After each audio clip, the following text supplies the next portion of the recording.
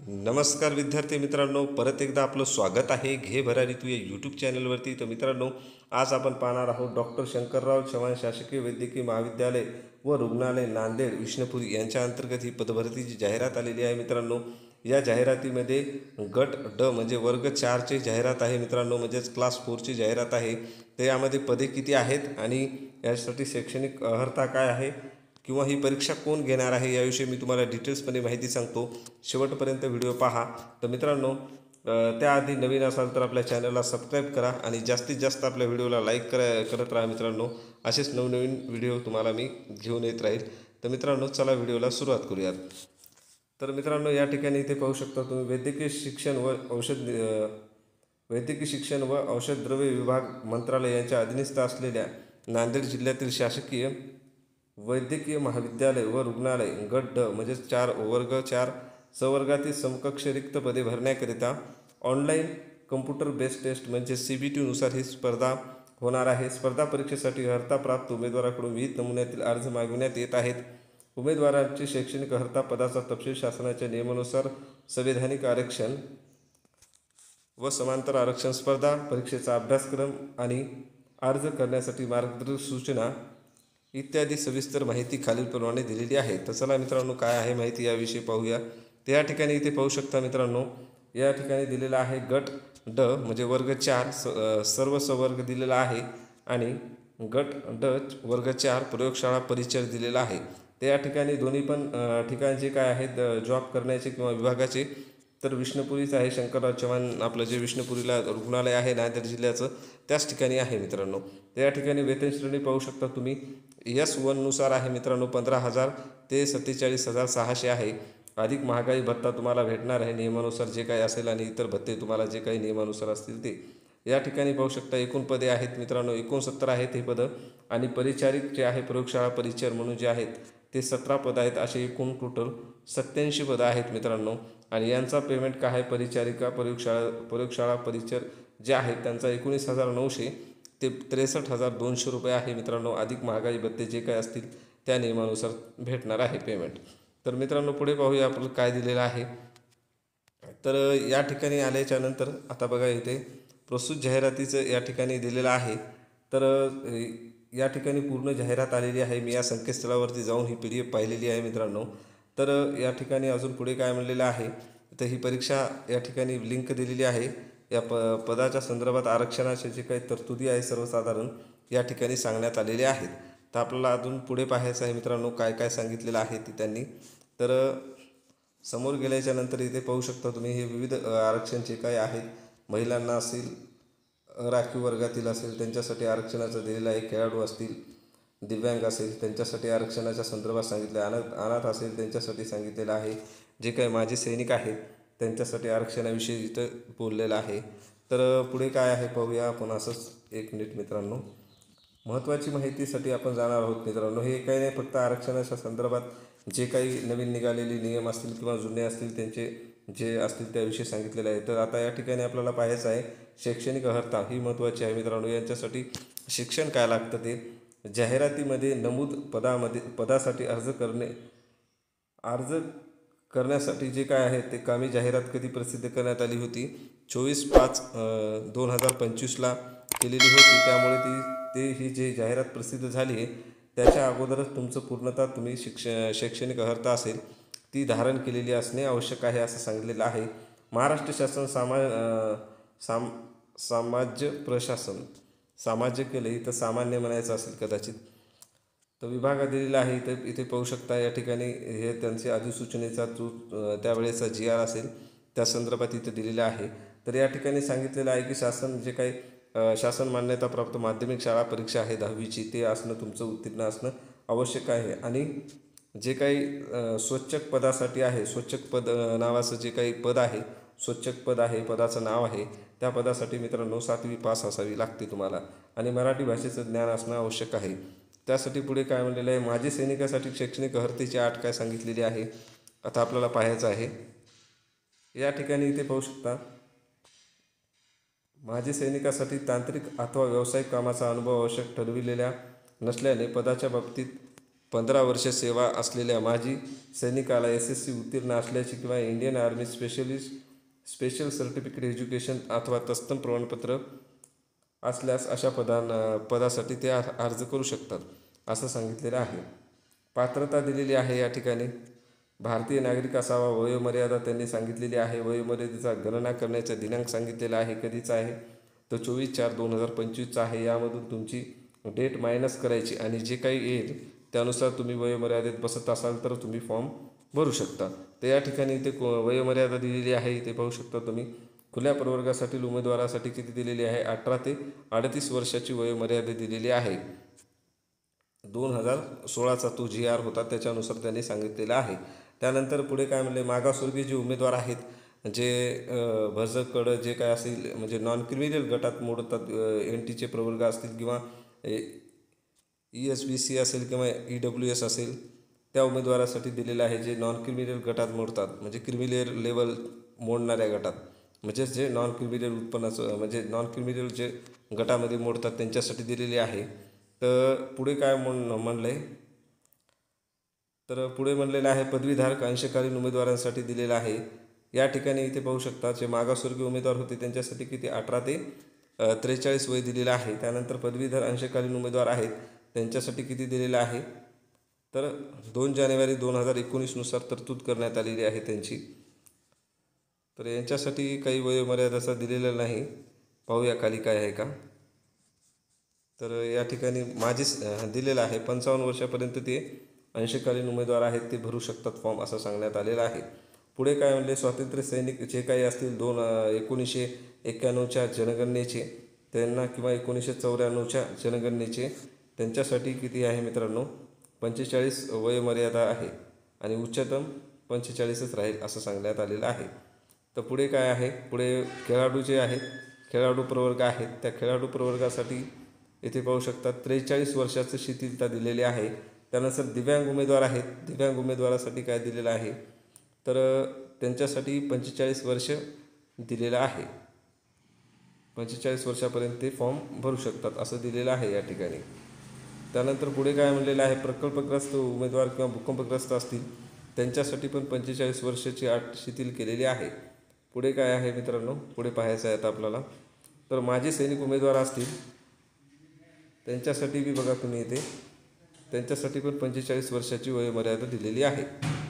त्यानंतर पुढे काय आहे, तर या ठिकाणी अशा पद्धतीने त्याने सांगितलेलं आहे.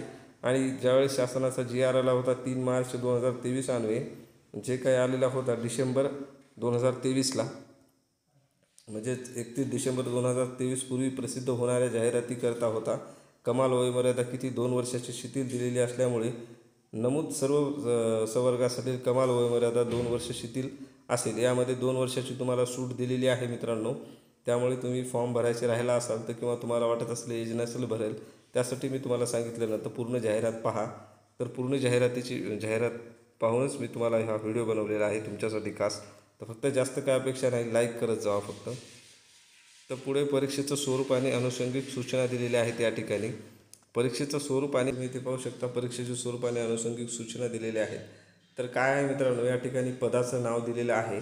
जे ड वर्गातील पदं आहेत ग्रुप Dचे, तर त्यानुसार दिलेलं आहे इथे सिलॅबस. काय आहे, मराठीसाठी 25 प्रश्न आहेत 50 गुणासाठी, इंग्रजी पण 25 प्रश्न 50 गुणासाठी, सामान्य ज्ञान म्हणजे GS जे आहे ते पण 25 प्रश्न 50 गुणासाठी आहेत. बौद्धिक चाचणी व अंकगणित आहे हे दोन्ही मिळून 25 प्रश्न 50 गुणासाठी, असे एकूण 100 प्रश्न आहेत मित्रांनो 200 गुणासाठी. अशा पद्धतीची ही परीक्षेचं स्वरूप होतं मित्रांनो. तर त्या परीक्षेच्या स्वरूपासाठी जे कालावधी आहे प्रश्न सोडवण्यासाठी तो 2 तासाचा आहे मित्रांनो, म्हणजेच 120 मिनिटाचा कालावधी आहे. या ठिकाणी स्वरूप दिलेलं आहे. परीक्षेचं स्वरूप काय सांगण्यात आलेलं आहे आपल्याला इथे डिटेल्समध्ये दिलेलं आहे, ते जाणून घ्यायचं आहे. तर मित्रांनो या ठिकाणी बघा, परीक्षा ही ऑनलाईन म्हणजे कम्प्युटर बेस्ड टेस्ट असेल, म्हणजे CBT नुसार असेल घेण्यात येईल. परीक्षेच्या प्रश्नपत्रिका वस्तुनिष्ठ बहुपर्याय स्वरूपाच्या असतील. प्रश्नपत्रिकेतील प्रत्येक प्रश्नास अधिक किती 2 गुण देण्यात येतील असं सांगण्यात आलेलं आहे. त्यानंतर महाराष्ट्र शासनाच्या सामान्य प्रशासन विभागाकडील शासन निर्णय आहे त्यावेळेचा झालेला 2022मध्ये तरतुदीनुसार गट ड समकक्ष पदासाठी माध्यमिक शाळा परीक्षा म्हणजे SSC ही कमीत कमी अर्हता असलेल्याने सदर पदासाठी परीक्षेचा दर्जा भारतातील मान्यताप्राप्त माध्यमिक शाळात परीक्षा म्हणजे SSCच्या परीक्षेच्या दर्जाचा समान असेल. म्हणजे हा जो वरचा स्लॅबस दिलेला आहे तो स्लॅबस कशानुसार असेल तर मित्रांनो, तुमच्या 10वीचा पेपर जशा पद्धतीने घेतला होता तशाच्याच आधारित असेल असं सांगण्यात आलेलं आहे. त्याच्यानुसारच परीक्षेचा दर्जा असेल असं सांगण्यात आलेलं आहे. समान दर्जा राहील अशा पद्धतीने सांगितलेलं आहे SSCच्या परीक्षेच्या याच्यानुसार. म्हणजे 10वीच्या जे असतात मुलं त्याच्यानुसार हे 10वीचे जे काही तुमचं एज्युकेशन झालेलं आहे त्याच्यावरच आधारित असेल असं सांगण्यात आलेलं आहे. तर पुढे काय म्हणलेलं आहे बघा, मराठी व इंग्रजी या विषयाच्या प्रश्नपत्रिकेचा दर्जा माध्यमिक म्हणजे SSC हा पण माध्यमिक म्हणजेच SSC म्हणजे 10वीच्या याच्यानुसारच असेल सांगितलेलं आहे. इंग्रजी आणि मराठीचा जो काही प्रश्नपत्रिकेचा दर्जा असेल तो कसा SSCच्या स्वरूपाचा असेल असं सांगण्यात आलेलं आहे. दर्जा समान राहील व लेखी परीक्षेला मराठी, इंग्रजी, सामान्य ज्ञान व भौतिक चाचणी या विषयावर प्रश्नाकरिता प्रत्येक 50 गुण ठेवून एकूण 200 गुणाची ऑनलाईन म्हणजेच CBTची चाचणी होणार आहे. CBT म्हणजेच कम्प्युटर बेस्ड टेस्ट. तर पुढे काय म्हटलेलं आहे, शासन निर्णय दिलेला आहे त्यावेळेचा जो झालेला आहे 2022चा, त्यानुसार मित्रांनो या पदाकरिता काय असते, मुलाखत घेतली जाणार नाही. त्यामुळे या ठिकाणी मुलाखत नाही आहे, फक्त एकच परीक्षा आहे तुमची. त्यानंतर पुढे काय म्हणलेलं आहे, उमेदवाराची निवड सूची तयार करण्यासाठी शासन परिपत्रक सामान्य प्रशासन विभाग क्रमांक दिलेला आहे या ठिकाणचा, जो सामान्य प्रशासनाचा विभाग आहे. त्यानंतर पुढे काय म्हणलेलं आहे, विभाग त्याच्यानुसार त्यांनी जे काही कार्यवाही करतील त्यानुसार त्यांनी ती लिस्ट लावतील असं सांगण्यात आलेलं आहे. इथे बघा पुढे शासन निर्णय सामान्य प्रशासन क्रमांक दिलेला आहे. मधील तरतुदीनुसार गुणवत्ता यादीतील अंतर्भाव करण्यासाठी उमेदवारांना एकूण गुणाच्या किमान किती 45% गुण प्राप्त करणे आवश्यक आहे. 45% म्हणजेच मित्रांनो तुम्हाला 200पैकी 90 गुण घेणं गरजेचं असतं. 90 गुण घेतलात तर तुम्ही ते फक्त परीक्षा क्वालिफाय होऊ शकता. निवड यादीमध्ये तुमचं नाव पण येऊ शकतं जर उमेदवार अवेलेबल नसेल तर, आणि तुम्हाला फक्त 90 मार्क असतील आणि दुसरा उमेदवार जर 90च्या पुढे नसेल आणि तुम्ही एकटे असाल तर तुमची लिस्ट तुमचं सिलेक्शन होऊ शकतं. तर पुढे काय म्हणलेलं आहे, परीक्षेचा निकाल निवड सूची तयार करताना परीक्षेत ज्या उमेदवारांना समान गुण असतील अशा उमेदवाराचा काय प्राधान्यक्रम महाराष्ट्र शासन निर्णय सामान्य प्रशासन विभाग त्यावेळेचा जो काही GR आहे त्यानुसार निकषाच्या आधारे क्रमवार लावण्यात येईल. म्हणजे ज्यांना समान गुण आहेत त्यांचा तो त्यांच्या याच्यानुसार म्हणजे जो काही निर्णय झालेला होता त्यावेळेस 2022मध्ये त्या याच्यानुसार म्हणजेच वयानुसार लावतील, किंवा ज्यांना 10वीला जास्त टक्केवारी होती त्यांचा विचार केला जाईल, किंवा असं वेगवेगळे जे काही शिक्षणावर आधारित असेल त्याच्यानुसार त्यांनी तिथं सिलेक्शन करतात. परीक्षा ही कशी असेल, कम्प्युटर बेस्ड टेस्ट ऑनलाईन परीक्षा घेण्यात येणार असून प्रत्येक सत्राच्या प्रश्नपत्रिका हे स्वतंत्र उपलब्ध केल्या जाणार असून एकापेक्षा जास्त सत्रात परीक्षा आयोजित करण्यात येणार आहे. सत्र पहिले ते अंतिम सत्र यातील प्रश्नपत्रिकेचे स्वरूप व काठिण्यता तपासणं म्हणजे जे काही मित्रांनो तुम्हाला सरळ सांगतो मी, यांनी काय म्हणलेलं आहे, जे पहिलं सत्र असेल त्यापासून पेपर सुरू होतील किंवा अंतिम सत्रापर्यंत जे काही 2 दिवस चालले, 3 दिवस चालले किंवा 8 दिवस चालले पेपर, तर त्याच्यानुसार त्यांनी काय करणार, नॉर्मलायझेशन येणार आहे. आणि हे TCS कंपनीकडून घेण्यात आलेले सूत्र वेबसाईटवरून माहितीसाठी प्रकाशित केले जाते. सदर नॉर्मलायझेशन सर्व परीक्षार्थी यांना बंधनकारक राहील, यांची सर्व परीक्षार्थ्यांनी नोंद घ्यावी. म्हणजे हे काही एकासाठी करत नाहीत तर सर्वांसाठीच करतात असं त्यांनी सांगितलेलं आहे. तर पुढे काय म्हणलेलं आहे मित्रांनो, आता कागदपत्र अपलोड करण्यासाठी किंवा संलग्न त्यांना जोडण्यासाठी त्यांनी कोणते कागदपत्र लागतात या ठिकाणी सांगितण्यात आलेलं आहे. तर या ठिकाणी डायरेक्ट आपण अर्जाचा नमुना पाहू, म्हणजे हे पाहू कागदपत्र कोणते लागतात ते. तर प्रमाणपत्र आणि कागदपत्र या ठिकाणी दोन्ही पण तेच दिलेलं आहे. तर या ठिकाणी अर्ज करण्यासाठी अर्जाचा नमुना पुरावा म्हणून SSC तुम्हाला तुमचं शैक्षणिक अर्हता म्हणजे 10वीचं प्रमाणपत्र तुम्हाला तिथं अपलोड करायचं आहे. वयाचा पुरावा असेल, शैक्षणिक अर्हता त्या ठिकाणचा पुरावा तुम्हाला अपलोड करायचा आहे, इत्यादी जे काय असेल ते. सामाजिकदृष्ट्या मागास प्रवर्ग असल्यास त्याचा पुरावा तुम्हाला द्यायचा आहे. आर्थिकदृष्ट्या मागास असल्यास त्याचा पुरावा तुम्हाला द्यायचा आहे, म्हणजे त्याचं सर्टिफिकेट तुम्हाला अपलोड करायचं आहे. त्यानंतर अर्ज सादर करण्याचा अंतिम दिनांक वैध असलेले नॉन क्रिमिनल प्रमाणपत्र तुम्हाला अपलोड करायचं आहे. त्यानंतर पात्र जे दिव्यांग उमेदवार आहेत त्यांच्यासाठी दिव्यांग उमेदवारासाठी पण दिव्यांगाचं प्रमाणपत्र असेल ते अपलोड तुम्हाला करायचं आहे त्या ठिकाणी. पात्र जे काही माजी सैनिक असतील त्यांच्यासाठी माजी सैनिक असल्याचा पुरावा तुम्हाला ते त्या ठिकाणी अपलोड करायचा आहे. त्यानंतर खेळाडू असेल तर खेळाडूसाठी त्यांचं प्रमाणपत्र त्याला अपलोड करायचं आहे.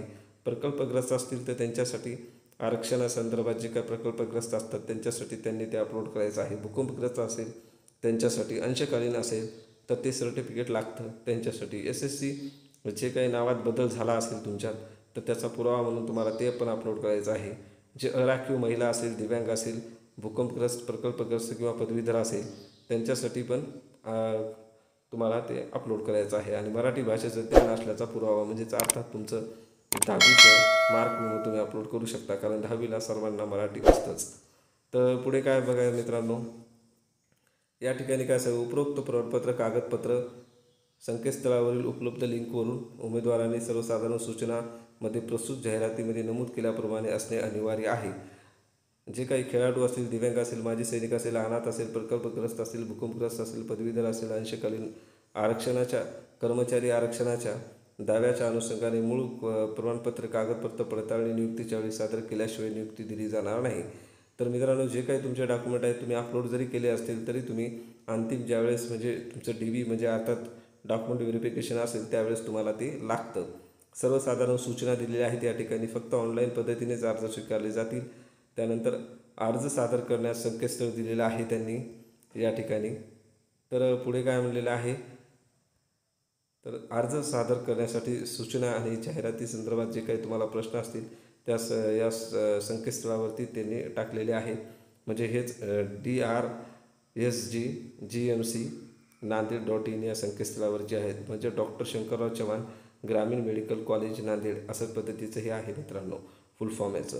तर पुढे काय म्हणलेलं आहे, तर पुढे दिलेलं आहे मित्रांनो, अर्ज सादर केल्यानंतर विहित मुदतीत शुल्क तुम्हाला अदा करायचे आहे. तुम्ही शुल्क जर भरले नाही त्याच्याशिवाय अर्ज केला तर तुमचा अर्ज तो स्वीकारला जाणार नाही. अर्ज करण्याची व परीक्षा शुल्क भरण्याची अंतिम तारीख संगणकामार्फत निश्चित केलेल्या पेमेंट गेटवे दिलेल्या तारखेला व वेळेला बंद होणार आहे. त्यामुळे परीक्षार्थी उमेदवारांनी मुदतीपूर्वीच अर्ज परीक्षा शुल्क जे काही आहे ते भरणं बंधनकारक आहे. केंद्राची निवड दिलेलं आहे या ठिकाणी. तर तुम्हाला केंद्र निवडायचं आहे, परीक्षेचं कुठं तुम्हाला परीक्षा द्यायची आहे ते तुमचा जिल्हा असेल त्या ठिकाणी तुम्ही निवडू शकता. परीक्षा केंद्राबाबत विनंती तुम्हाला करता येणार नाही. कोणत्याही परिस्थितीत होता कोणत्याही कारणावास्तव मान्य केली जाणार नाही असं सांगण्यात आलेलं आहे, किंवा मान्यता दिली जाणार नाही. तुम्हाला जे काही तुमचं केंद्र असेल तुम्ही द्या म्हटलं तरी देऊ शकत नाही, कारण एकदा जे सेंटर आलं हॉल तिकीटवरती तेच असणार आहे. आता परीक्षा शुल्क तुम्हाला परीक्षा फी पाहायची आहे. जे काही खुल्या प्रवर्गातून फॉर्म भरणार आहेत त्यांच्यासाठी 1000 रुपये आहे, आणि जे आर्थिकदृष्ट्या दुर्बल घटक आहेत किंवा राखीव प्रवर्गातील आहेत त्यांच्यासाठी 900 रुपये आहे मित्रांनो फी. तर पुढे काय म्हणलेलं आहे बघा, इथे या ठिकाणी सांगण्यात आलेलं आहे. तर या ठिकाणी माजी सैनिक जे असतील त्यांच्यासाठी फी नाही आहे, आणि परीक्षा शुल्क ही कशी आहे, नॉन रिफंडेबल आहे, म्हणजे परत भेटणार नाही तुम्ही जर फॉर्म कॅन्सल केला किंवा तुम्ही परीक्षेला नाही गेले तरी बी. सदरील टप्पे पूर्ण झाल्यानंतर उपलब्ध होणाऱ्या सबमिट बटनावर क्लिक केल्याच्यानंतर फीस पे या बटनावर क्लिक केल्यावर किंवा भूपृष्ठावरील खाते या माझे खाते या सदरावरील अर्ज केलेल्या पदाच्या यादीत फीस नॉट पेड अशी सद्यस्थितीत लिहिलेली जाहिरातील पद परीक्षेचे समोरील पेय नाव या क्लिकवर क्लिक करून परीक्षा शुल्क तुम्हाला भरता येणार आहे. अशा पद्धतीने त्यांनी सांगितलेलं आहे. त्यानुसार तुम्ही जाऊन भरू शकता. परीक्षेच्या शुल्काचा भरणा करण्यासाठी खालील पद्धतीने त्यांनी दिलेला आहे. या ठिकाणी आता तुम्हाला मी सांगतो पेमेंट कशा पद्धतीने करायची आहे तुमची ऑनलाईन असेल ती. तर परीक्षा शुल्क भरणा प्रणालीमध्ये उपलब्ध करून दिलेल्या पेमेंट गेटवेच्या माध्यमातून क्रेडिट कार्ड, डेबिट कार्ड अथवा नेट बँकिंगच्या गेटवेद्वारे तुम्हाला परीक्षा शुल्क अदा करायचे आहे. त्यानंतर पुढे काय म्हणलेलं आहे, परीक्षा शुल्क बँक खात्यातून रकमेची वजावट झाल्यानंतर परीक्षा भरणा यशस्वीरित्या झाली आहे झाली असल्याचा सदर तुम्हाला काय येणार आहे संदेश, म्हणजे अर्थात मेसेज तुम्हाला एक प्रदर्शित येणार आहे त्या ठिकाणी सांगण्यात आलेलं आहे. आता आपल्याला डायरेक्ट पूर्वी पाहायचं आहे मित्रांनो, हे काही नाही, फक्त हॉल तिकीट म्हणजे परीक्षेच्या संदर्भात सांगलेलं आहे, पेमेंट वगैरे कसं करायचं काय नाही ते.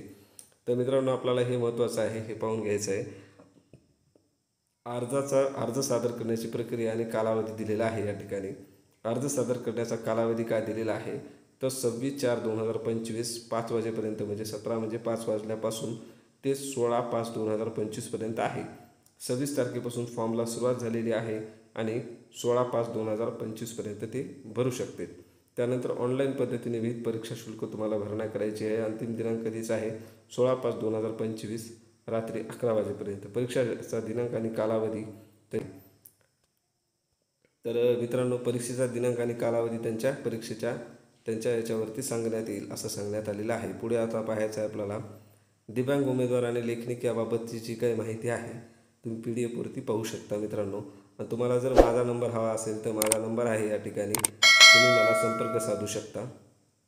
संपर्क म्हणजे त्या म्हणण्यापेक्षा तुम्ही व्हॉट्सअप करा मला, मी तुम्हाला उत्तर देईल. तर हे 0 आहे. परत एकदा देतो, तुम्ही हे करा, व्यवस्थितरित्या बघून घ्या. हा माझा नंबर आहे, हा नंबरला तुम्ही मेसेज करू शकता मला. तर मित्रांनो, पुढे पाहायचं आहे आपल्याला. तुम्हाला जर हे पाहिजे असेल, PDF पाहिजे असेल तर मेसेज करा व्हॉट्सअपला. तर हे पदं आहेत मित्रांनो, हे पदं पाहू शकता तुम्ही. या ठिकाणी पदं दिलेली आहेत, रिक्त पदं. हे सर्वंट असेल, OT सर्वंट असेल. या ठिकाणी 2 पद आहेत. बार्बर म्हणून आहे, 2 पद आहेत. टेलर आहे, 1 पद आहे. त्यानंतर धोबी आहे, धोबीचे 3 पद आहेत रिक्त. त्यानंतर पुढे काय म्हणलेलं आहे बघा, स्ट्रक्चर बिरेर म्हणून आहे, त्यांचे 3 पद आहेत. लॅबोरेटरी सर्वंट आहे, त्यांचे 1 पद आहे. त्यानंतर कुक आहे, त्यांचे 4 पद रिक्त आहेत. नंतर कुक असिस्टंट आहे, त्यांचे 2 पद रिक्त आहेत. त्यानंतर एक्सरे सर्वंट म्हणून जे पद आहे, एक्सरे सर्वंट म्हणून जे पद आहे मित्रांनो, त्यांचं पद किती आहेत रिक्त तर 1 पद रिक्त आहे. एक्सरे सर्वंटचं पाहू शकता तुम्ही. त्यानंतर डिस्पेरे सर्वंट आहे, त्यांचं पण 1 पद रिक्त आहे. त्यानंतर पिऊन आहे, पिऊनचे पदं किती आहेत, पिऊनचे पदं तुम्ही इथे पाहू शकता, 36 पदं रिक्त आहेत पिऊनचे.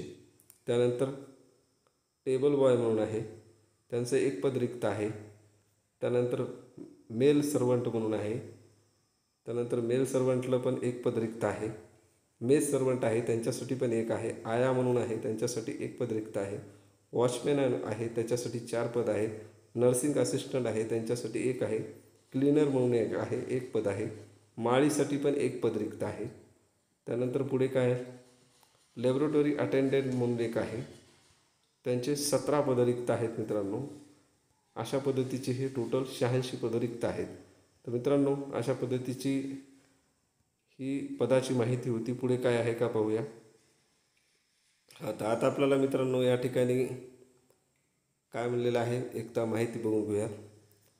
वर नमूद पदाचे खालील आरक्षण बदल होण्याची शक्यता नाकारता येत नाही. तसेच अधिकार या कार्यालयाने राखून ठेवलेला आहे. तसा जे काय अधिकार असेल ते या कार्यालयाने राखून ठेवले आहे. कार्यालयात, परीक्षा कक्षात, परीक्षा केंद्रात, परिसरात मोबाईल फोन अथवा इतर कोणत्याही प्रकारची इलेक्ट्रॉनिक साधने आणण्यास सक्त मनाई आहे.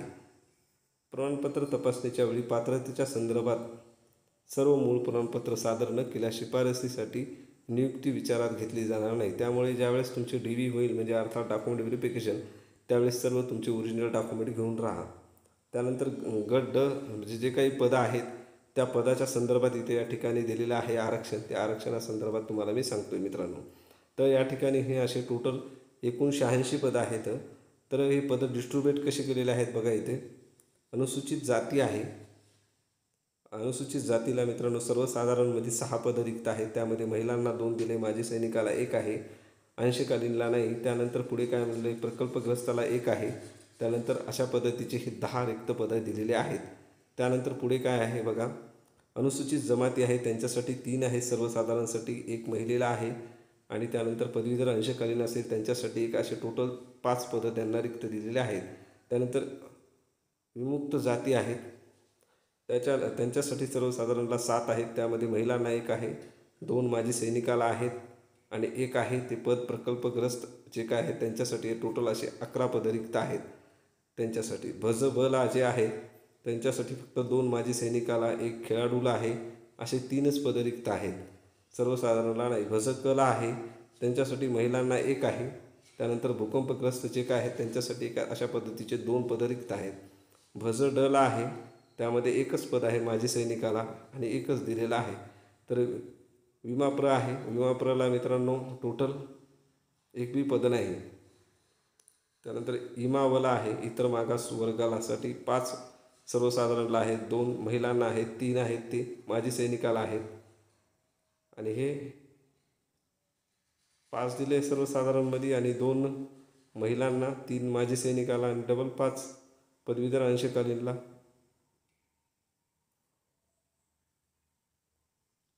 तर अशा पद्धतीने हे दिलेले आहे 16 पदं त्यांनी. त्यानंतर यांच्यासाठी 1 पण नाही, हे 0 आहे. हे आर्थिकदृष्ट्या दुर्बल घटक आहेत म्हणजे EWS त्यांच्यासाठी 3 पदं रिक्त आहेत सर्वसाधारणसाठी. महिलांना 4 आहेत आणि 1 दिलेलं आहे ते पदवीधर अंशकालीनला आहे. असे टोटल 8 पदं रिक्त आहेत. त्यानंतर हे जे दिलेलं आहे EWSचं जे आहे आरक्षण शैक्षणिक सामाजिक मागास प्रवर्ग म्हणून जे आहे त्यांच्यासाठी सर्वसाधारणला 2 आहेत, महिलांना 2 आहेत, 1 माजी सैनिकाला आहे, 1 खेळाडूला आहे. अशा पद्धतीचे हे 6 रिक्त पदं आहेत.